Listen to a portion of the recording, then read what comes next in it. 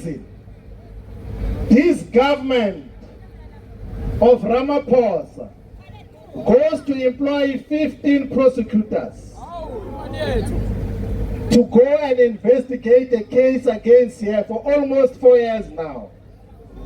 And 4 years later, they come back and say she must be arrested, she must be held accountable for saying, "I see you."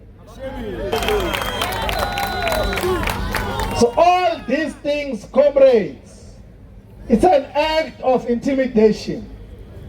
That is what happens to all collapsing regimes and governments. Whenever they realize a real possibility of being taken out of power, they do everything to suppress a force that is going to take them out of power. But we want to warn the government of Ramaphosa of the ANC that there is nothing you can do that will stop njengoyise from removing you from power.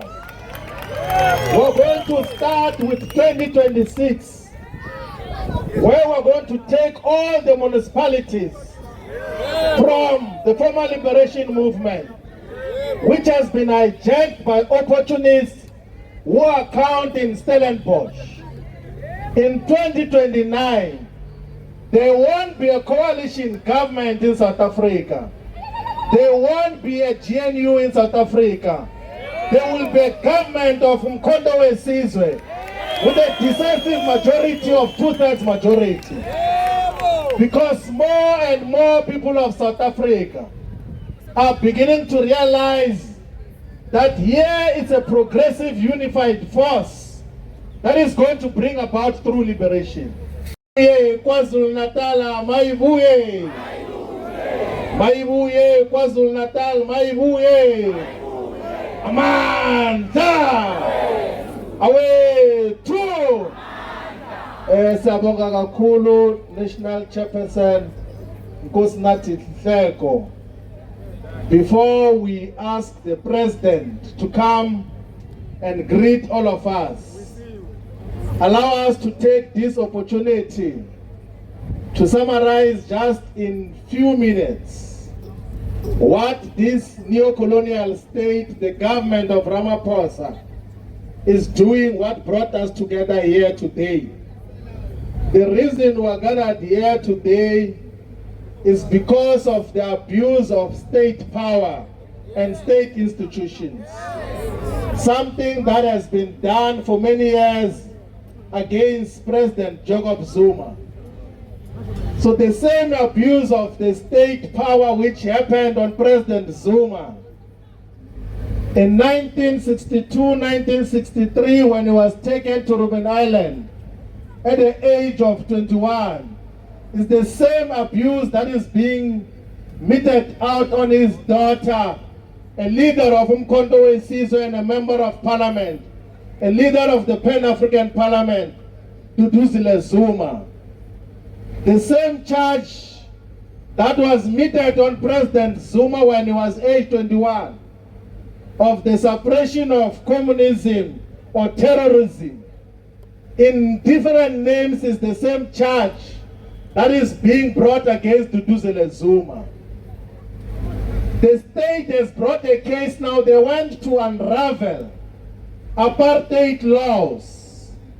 The Righteous Assemblies Act, which was passed in 1956 to suppress the Freedom Charter. The Terrorism Act of 1967.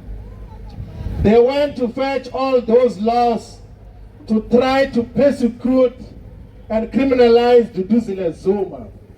And why are they doing so? The reason they're doing so is because on the 7th of July 2021, the South African government and state unlawfully arrested President Jacob Zuma, unconstitutionally arrested President Zuma. And the people of South Africa, the fearless ground forces of South Africa, said we will never allow wrong things in justice to be meted out against President Zuma. And they took to the streets, they demonstrated legitimate action against the unconstitutional and unlawful conduct of the state. And in observing that, the comrades and the ground forces are protesting against the unlawful arrest of President Zuma, Duduzile correctly said, "We see you, comrades." She says, "I see you." And for that reason, this government of Ramaphosa goes to employ 15 prosecutors to go and investigate a case against her for almost 4 years now. And 4 years later, they come back and say she must be arrested, she must be held accountable for saying, "I see you." This happens against the fact that South Africa has got so many unresolved cases of gender-based violence, so many unresolved cases of corruption and wrongdoing. There's a case of money that is stolen and hidden under a sofa in Palapala. And none of those 15 prosecutors are investigating such. 15 people with legal qualifications are going to investigate just a sentence of "I see you." Why are they doing that? For 4 years they were not acting. They are doing all these things because they are continuing with what they started many years ago of trying to suppress and oppress the politics, the revolutionary politics of President Jacob Zuma and what he represents. They are doing all these things because they realize that outside of the fact that biologically Duduzile Zuma is the daughter of President Zuma, she is also an ideological daughter. He has reproduced himself in terms of determination, in terms of focus, in terms of radicalism, in terms of spirit of no surrender, no retreat, in terms of spirit of not collaborating with the white capitalist establishment. So they want to suppress the politics because they've realized now that on their own, without President Zuma doing anything, she has been rightfully elected as a member of parliament. Without President Zuma saying anything, she has been elected as a chairperson of the Southern Caucus in the Pan-African Parliament. The Pan-African Parliament represents all the parliaments of South Africa, and she is chairing one of the most influential caucuses. So in response, because they don't have politics to suppress such, they then go and invoke the laws. They abuse state power in the same way they've been doing against President Zuma in the 1960s.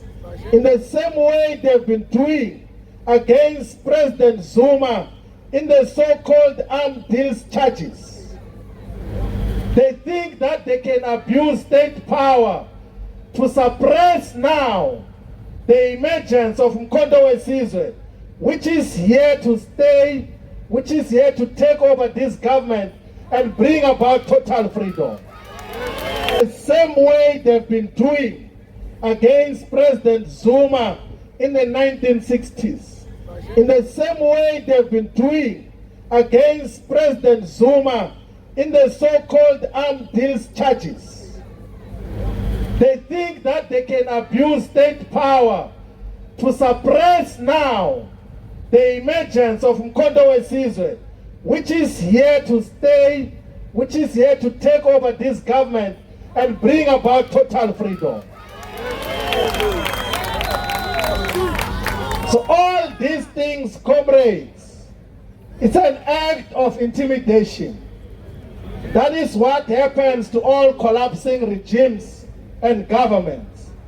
Whenever they realize a real possibility of being taken out of power, they do everything to suppress a force that is going to take them out of power. But we want to warn the government of Ramaphosa of the ANC that there is nothing you can do that will stop Umkhonto weSizwe from removing you from power. We're going to start with 2026, where we're going to take all the municipalities from the former liberation movement, which has been hijacked by opportunists who are counting Stellenbosch. In 2029, there won't be a coalition government in South Africa. There won't be a GNU in South Africa. There will be a government of Umkhonto weSizwe with a decisive majority of 2/3 majority. Because more and more people of South Africa are beginning to realize that here is a progressive unified force that is going to bring about true liberation. And they know that this movement is led by a fearless freedom fighter, President Jacob Mhlanganyelwa Zuma. Comrades, who can go into the books and echelons of history, you will never trace anywhere where President Zuma was a collaborationist or even accused of collaborating with the white capitalist establishment. Not once. Not even during the negotiation period, when the movement sent him back here in South Africa to start with the talks before talks. He never once compromised principle on the altar of political convenience. He never once sold out the Freedom Charter. He never once sold out on the fact that we must fight for the return of our land. Even when there were distractions that were sponsored, he never faltered, he never fell into the trap. We know that there were distractions when he was the head of state and president. There were sponsored disruptions and distractions to his presidency. Anyone can go and check during that period.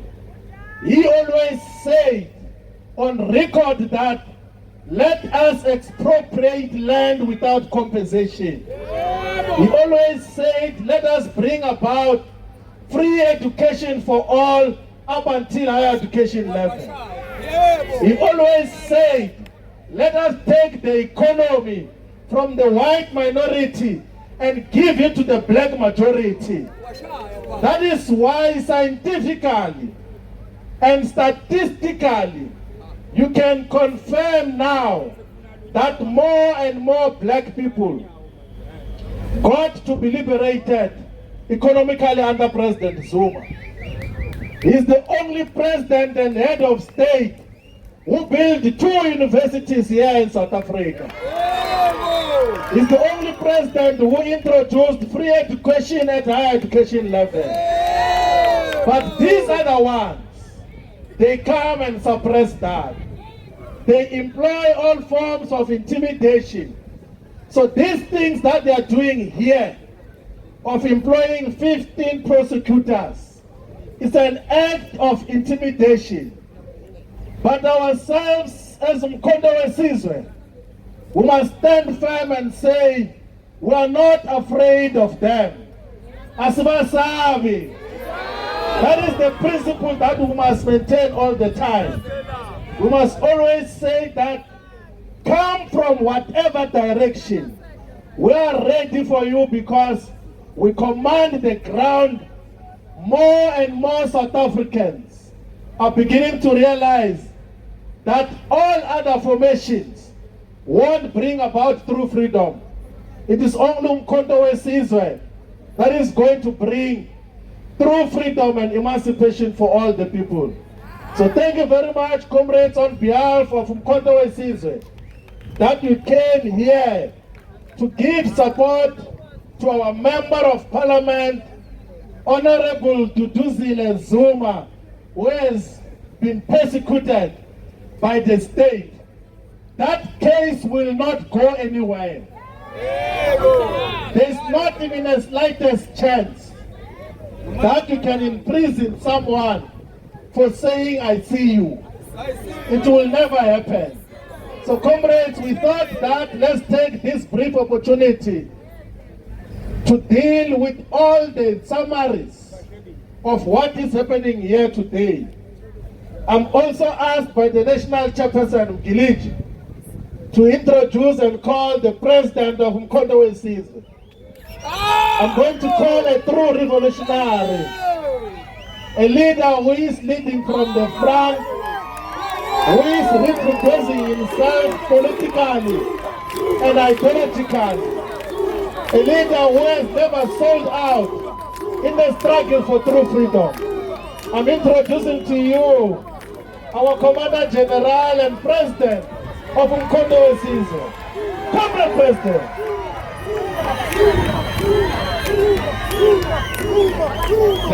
Siyabonga baba. SG, sibonga kakhulu.